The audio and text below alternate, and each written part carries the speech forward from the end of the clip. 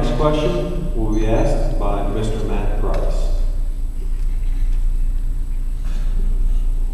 Mr. Watts, what is your opinion on affordable housing as it applies to density restrictions such as apartment complexes and mobile home parks? I am not for large-scale apartment houses or multifamily dwellings, nor am I for large-scale mobile home parks. We have passed an ordinance where we have a planned unit development where if it's over 20 acres, and then it has to go before the Planning and Zoning Commission. Requires all new developments of 8 or more units to be rezoned. This goes before Planning and Zoning and then the council for approval. Must have site plans to be rezoned. This site plan will show the location of the buildings, the parking, the green space, and the drainage. All of this is very restricted. We could be as restricted as we want to be. Yeah, on the master plan it shows where there are spaces for high density dwellings, but this is going to be controlled through the planning and zoning and the council. There are many things that we can do. But again, I repeat, I am not for large family dwellings. We have some apartments in Central now, and they're doing fine. We have one spot in Central that's not a very successful area, but the rest of our apartments, we get in checking with the sheriff's office, we have very little problems with those apartments.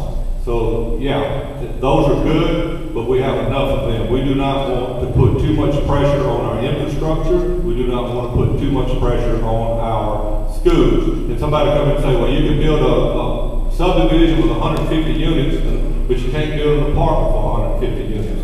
Well, the thing is, those 150 apartments all open up at the same time.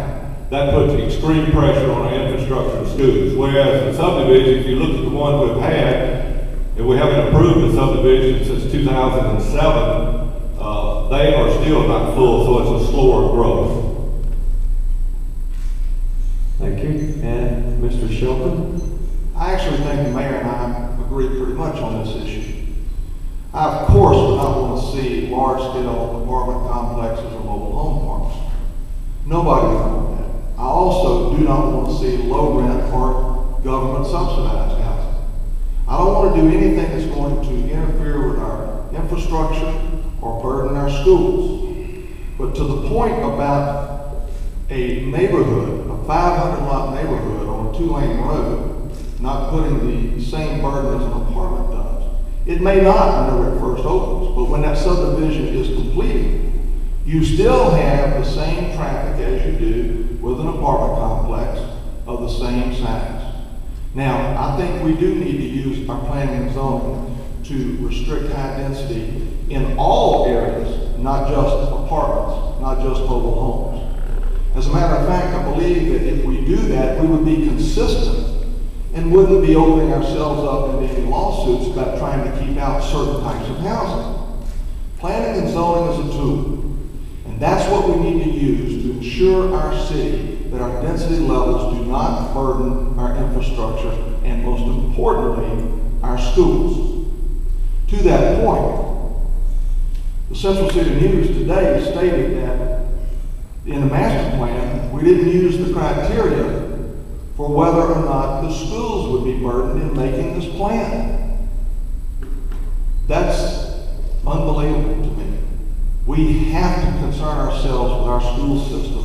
That's the keystone to our city. It's what makes people want to come here besides our lifestyle. And we've got to be sure that we protect it through planning and zoning and through high density level projects, whatever they may be. All right, and Mr. Watts. If you go back and look at centralspeaks.com a while back, Mr. Shelton stated in there that he was for multifamily dwellings, he was for mobile home parks, and then after some harsh criticism and some harsh comments, he seemed to have capitulated that that is not what I meant.